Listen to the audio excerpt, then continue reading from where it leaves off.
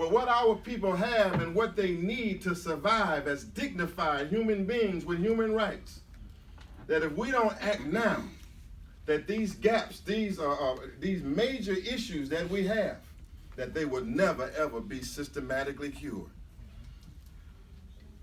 H.R. 40, House Resolution proposing the study of reparations. And on June 19th, how many were in Congress?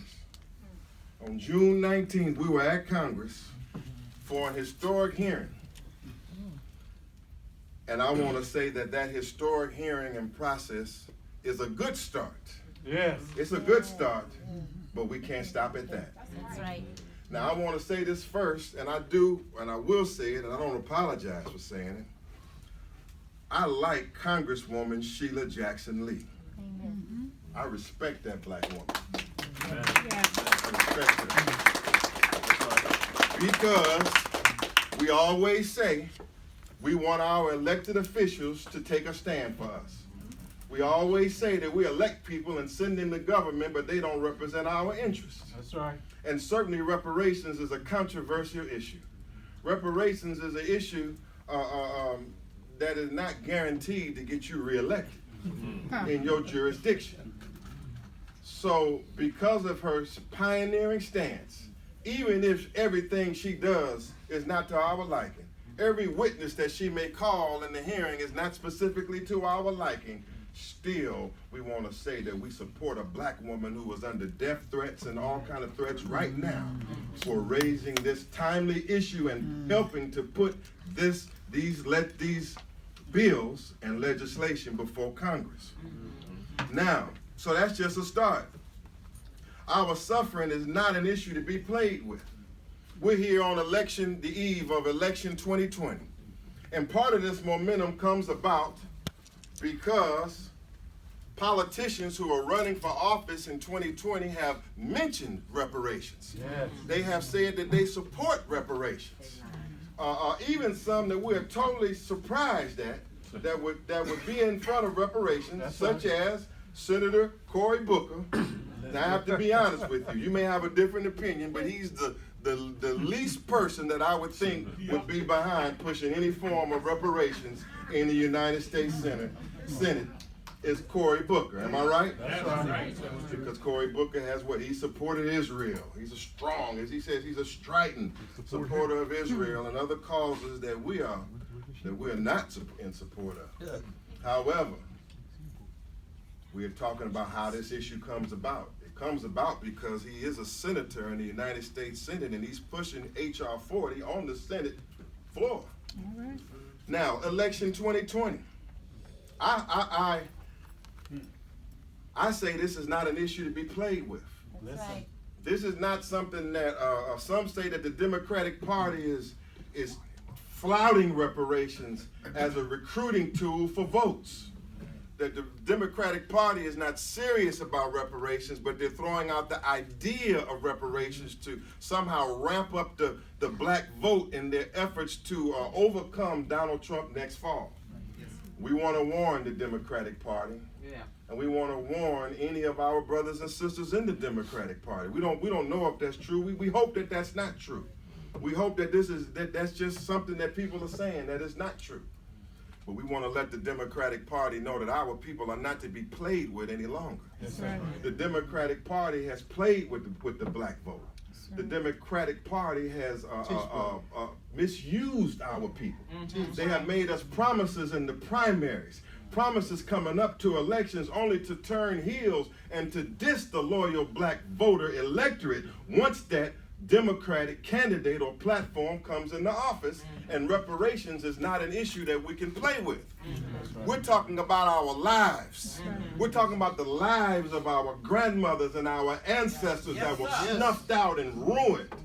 We're talking about something really that could never be compensated for. That's right. The level of humiliation, That's right. Yes. torture, and embarrassment that our mothers and our fathers and our grandmothers and our grandfathers suffered. You could never give me a damn check for that. Come on. I wouldn't accept a check for that. We're not to be played with. That's right. And you can't play with God's business That's right. and God's people. I won't be long. I just want to throw these ideas out here. You say, I'm feeling the burn. I'm feeling the burn. Well, where's Bernie Sanders on reparations? Against it. That's right. I'm talking about those amongst us that backing Bernie Sanders. You're running out there flying the Bernie Sanders flag. Well, where is Bernie Sanders on reparations? Since he's so liberal, since he's so progressive, since he's such a democratic socialist, Point it out. where is he on an issue that's core to you if you're going to back him? Against it. Kamala Harris, senator. Now she gave a strong debate performance the other night. I mean, she's impressive in speech. She's aggressive. She's quick on her feet.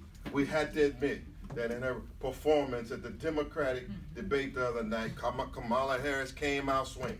Yes, sir. However, upon further investigation into this particular candidate, Come on now. Point it out. first of all, we have to let's go through all the positives, a few positives. She also has been on the record saying that she supports the idea of reparations.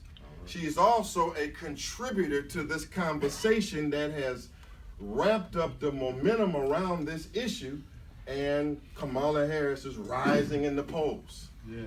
We want to say to Ms. Harris, we understand we appreciate what you're doing. And as a black woman, we want you to do well. However, your history as a prosecutor raises many questions that we must have answers before we can get behind you. Yes, that's right.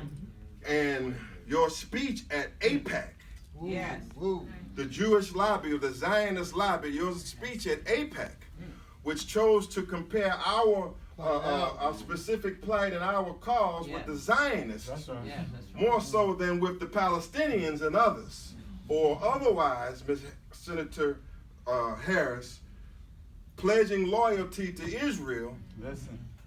certainly worries us, because that's going to present a contradiction if you're serious about reparations. Hello? I don't know if my panelists will agree with me, fellow panelists would agree with me, but I say a hard line need to be held. I say no reparations, no vote. That's right. You're not for reparations for my people, I'm not going to be a whore for your vote any longer. But you promising me some minority set-asides, or a small business plan or packet, or like Joe Biden, try to make us, just drive us to vote for you out of fear for Donald Trump. Oh, Biden, On segregation. dancing back and forth with the Confederate flag and whatever his strategy is. Oh, Biden. Biden can't be trusted. That's right. Biden is not only against reparations, he seems to be against most of what we believe in upon further investigation into his history and background. Yes. Mitch McConnell, as I conclude, Senator Mitch McConnell. There's a rhyme with that, I won't say it. Because I want to keep it all clean and dignified. Yes, sir. That's right. You know where I was headed. All right. That's how he acts. Yes, he do. And that's why he says, not only he's a leading person in the Senate with influence over this bill if it happens to come before the United States Senate. Here's McConnell says that the election of Barack Obama is a sufficient remedy for what our people have suffered for over 400 years. Now that would be an aberration. That would maybe seem to be an isolated comment.